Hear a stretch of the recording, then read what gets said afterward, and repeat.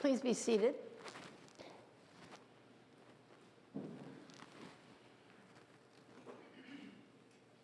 How many of you have heard of catacombs in Rome and catacombs in Paris?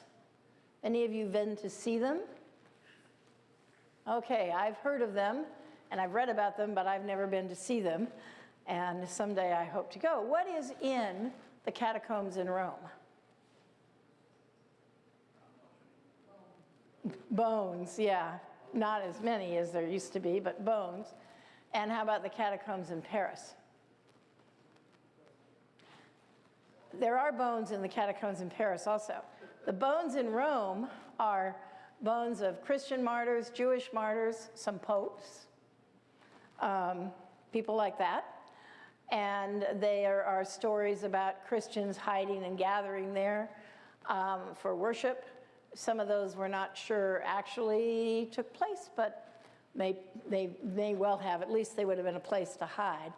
And in Paris, the catacombs, and they were built in Rome to be burial sites. They were built adjoining a quarry, and that's where the catacomb name comes from. And in France, they were actually there were bones that were actually put into an already existing quarry, but it was the kind of quarry that was a mine all over the place, under the streets and the places in Paris. They mined gypsum for plaster of Paris, and they mined limestone for the buildings in Paris. But I've forgotten exactly when, late 1700s, I think. There were so many people moving into Paris and dying in Paris that the cemeteries were sinking. The catacomb, the mines, those were underneath them. So in the middle of the night, for quite a few nights, the government of Paris ordered wagon loads of bones to be removed from the cemeteries and put into what are now the catacombs in Paris. Both the catacombs in Rome and the catacombs in Paris are considered holy places. However, in Paris in particular, they weren't used as holy places. There were all kinds of, including in the last century, a movie theater. But they are considered holy places. They're also pretty scary. You can take, as I understand it, you can take tours, and they're usually, and there are even, and I don't know anything about this, and I don't think there are any bones in them. There's an area in New York called the Catacombs also. At any rate, did you know that at Trinity Church, we have a place we call the Catacombs? Yes. Some of you know that, and some of you don't. The catacombs are long and narrow. They have bones on either side. Our catacombs are long and narrow, and they have the bones of our history on either side. Programs and ministries that we did in the past, like the Park Ridge Project, material that we store in there for silk flowers for the Memorial Garden, seasonal kinds of things, the Advent tree, the metal Advent tree, a bunch of old paint, which is mostly gone.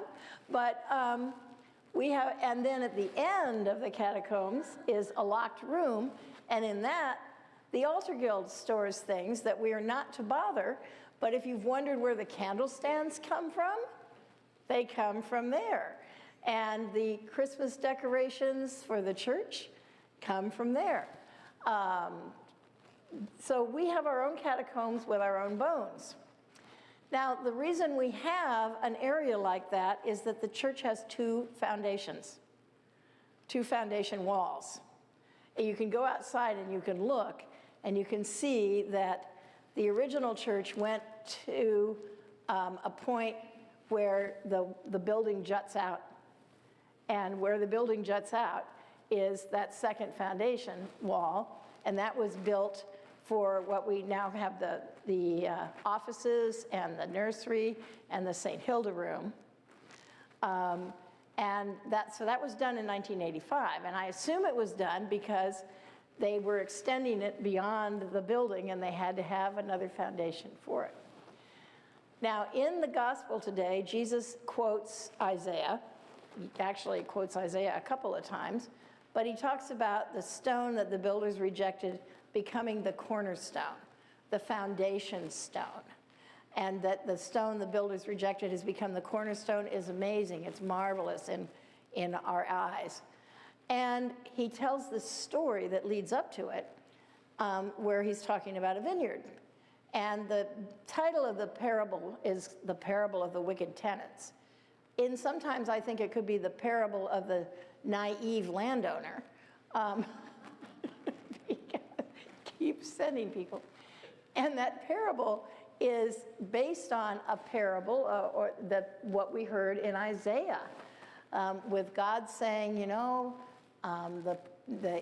my vineyard is the pleasant planting, people of Israel, and I built a watchtower, and I did all these things, and I planted it beautifully, and I protected it beautifully, and all I got was wild grapes. And I asked for justice, and I got bloodshed. I asked for righteousness, and I heard a cry. And this is the Assyrians are coming. That's what Isaiah is telling the people. And the vineyard is going to be trampled. The pleasant planting of the Lord is going to be trampled and knocked down and all of this stuff. And after the Assyrians are going to come the Babylonians, and it'll be quite a disaster.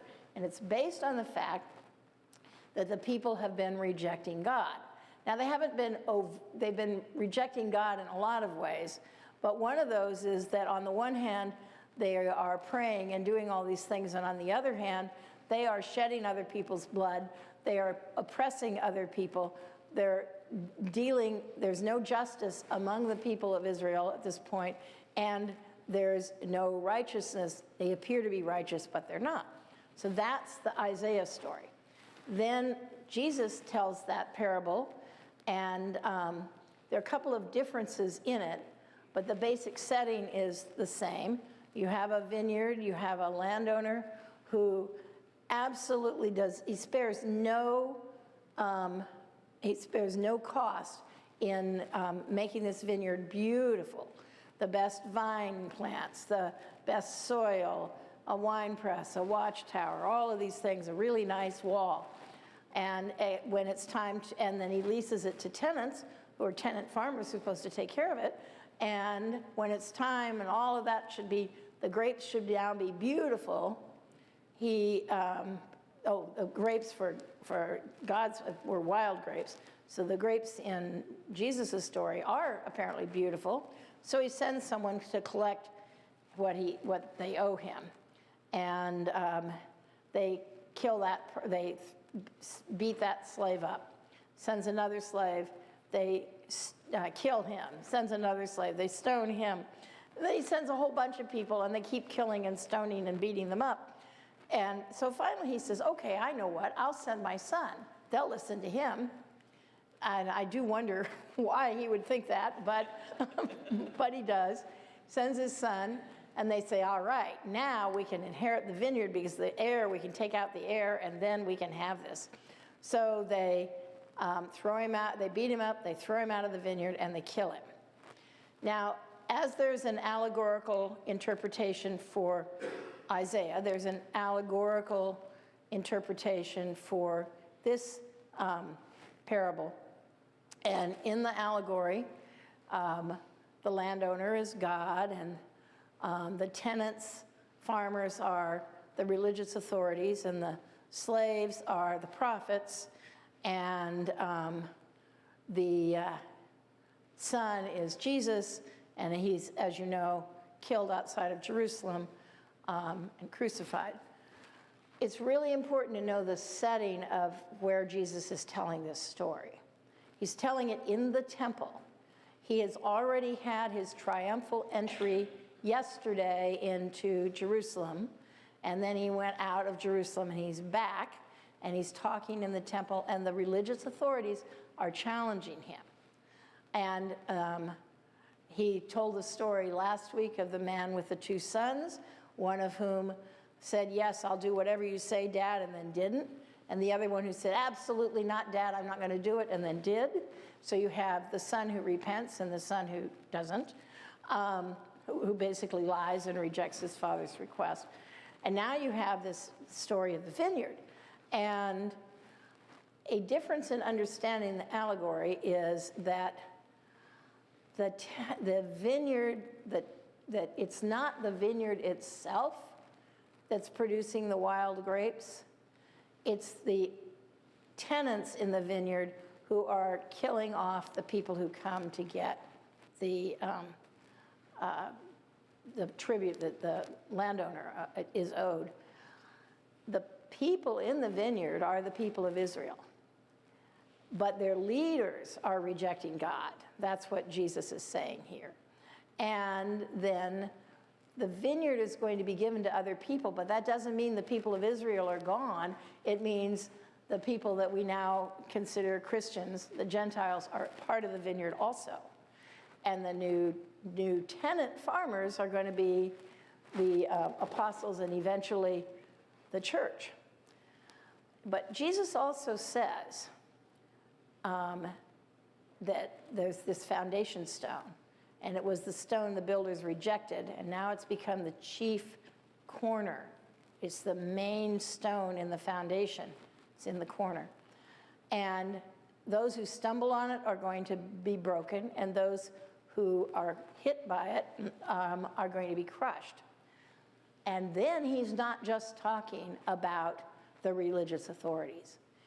Because if you remember, in Isaiah, it was the people who were supposed to be just, and it was the people who were supposed to be righteous, and they weren't. And those of us who think, okay, we've got the vineyard now, we're in it, and okay, we can share it with the Jewish people too, and we can share it with these other people, but we're in charge of this vineyard, and we're good. Jesus isn't saying that to us.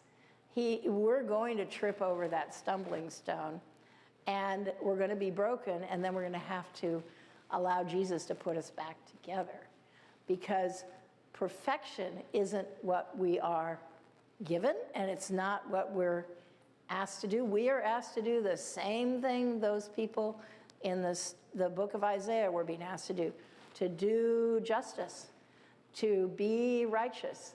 We're not supposed to do what the Pharisees were doing, which was, and the Sadducees, the religious leaders at the time of Jesus. They were appearing to be righteous, and they were mistreating people right and left. We don't get to do that. We don't get to say, well, I go to Trinity Church, so I'm good. And, you know, anyone can come, but especially everyone who's here now, that's good. We're righteous because we're here. That isn't good enough as far as what Jesus is saying. What we are to do, standing on the foundation that is Jesus Christ, is to go out in the world, to take the holiness of the bones between our foundations, the bones of this congregation, the gift of the Holy Spirit, and go out into the world. So we are to expect to trip over that foundation stone and be broken. And then we are to find in our brokenness the wholeness that Jesus offers. And we're not going to earn our salvation. We've already been given it, and our job is to be just and to be righteous and to love God and love other people. Amen.